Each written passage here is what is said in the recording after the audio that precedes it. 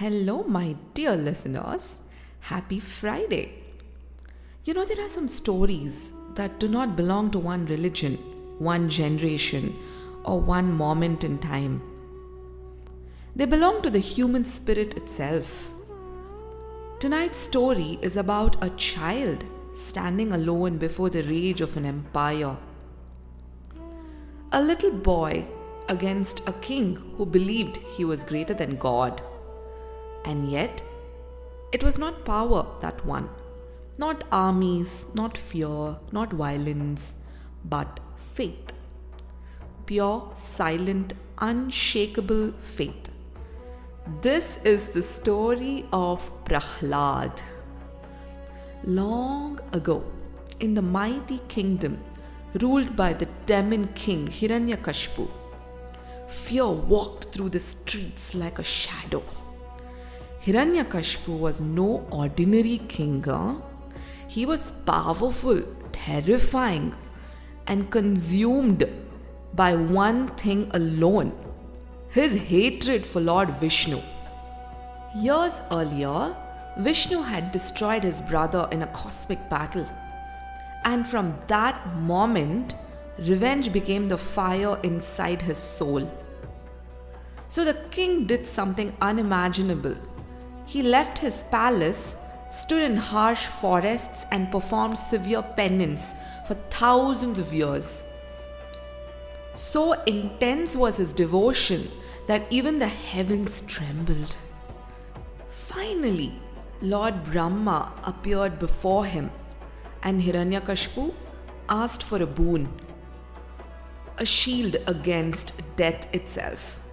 He could not be killed, not by man or beast, not indoors or outdoors, not during day or night, not on the earth or in the sky, and not by any weapon made by hand. With this blessing, the king believed himself invincible, and slowly his ego became larger than the world itself. He conquered kingdoms, he defeated gods, he forced the world to worship him. The name of Vishnu disappeared from temples, from homes, from prayers. Fear silenced everyone except his own son Prahlad. While Hiranyakashipu had been away performing penance, his pregnant wife had stayed in the ashram of the sage Narada. And there, inside his mother's womb, the unborn child heard stories of compassion, truth, and Lord Vishnu. The sacred chant, Om Namo Narayanaya, became the rhythm of his tiny heart. That child was Prahlad. Prahlad grew into a calm, gentle boy. But wherever he went, he spoke only of Vishnu. His father sent him to royal teachers to learn politics, war, and power. One day, proudly seated on his golden throne, Hiranyakashipu asked, "My son, what is the greatest thing you have learned?" Prahlad smiled innocently and replied, "The greatest truth is to surrender to Lord Vishnu, the protector of all beings." The court froze. The king's face darkened with fury. His own son, speaking the name he hated the most. Again and again, the teachers tried to change Prahlad, but the boy remained fearless. Instead of learning hatred, Prahlad taught the other children to chant Vishnu's name. The palace had become a battlefield, not of swords, but of belief. Finally, Hiranyakashipu decided if the boy would not change, he should die. And so began a terrifying series of punishments. Prahlad was attacked with spears, but the weapons shattered. He was thrown from a cliff, but the wind carried him safely down. Wild elephants were ordered to crush him, but they bowed before the child instead. Venomous snakes surrounded him, yet curled around him gently like guardians. Through every torture, Prahlad simply closed his eyes and prayed, No fear, no hatred, no anger, only faith. Desperate, the king called upon his sister Holika. She possessed a magical shawl that protected her from fire. A massive pyre was prepared. Holika sat within the flames, holding Prahlad in her lap. The fire roared towards the sky.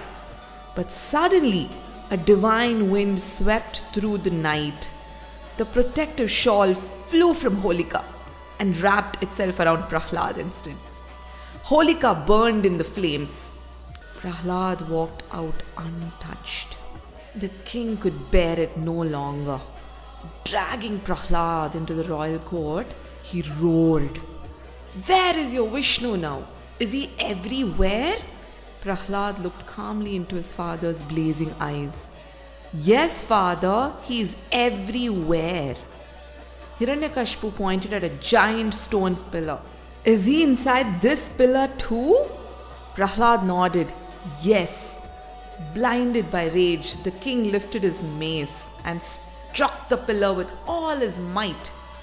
The pillar shattered, and from within emerged a form the universe had never seen before.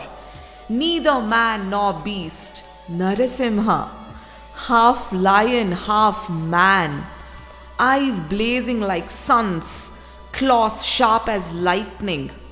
The palace shook, the heavens trembled, and suddenly the king's precious boon began to collapse. At twilight, neither day nor night, Narasimha dragged Hiranyakashipu to the palace doorway, neither indoors nor outdoors, and placed him upon his lap, neither earth nor sky. Then, with claws, not weapons, the divine being destroyed the tyrant forever. The universe fell silent. Even the gods were afraid to approach Narasimha. But little Prahlad walked forward peacefully. He bowed at the feet of the roaring lion god, and instantly the rage disappeared. Narasimha gently placed his hand upon the child's head. The terrifying roar became pure compassion. He offered Prahlad any blessing he desired. But Prahlad asked for nothing for himself. Instead, he said softly, "Please forgive my father, for he was blinded by ignorance." And perhaps that's what makes Prahlad eternal. Not the miracles, not the divine battles, but the fact that even after all the pain, his heart never learned hatred. Sometimes the world will try to silence truth. Sometimes power will try to crush innocence. But history reminds us again and again that fear never survives forever. Faith does, love does, truth does. And maybe tonight, Prahlad leaves us with one beautiful reminder. True strength is not in domination. It is not in anger. It is not in making the world fear you. True strength is keeping your heart pure, even when darkness surrounds you. I hope you all enjoyed today's podcast. Until we meet again, stay curious, stay kind, and keep a little light alive inside your heart. This is your Story Angel D, signing off.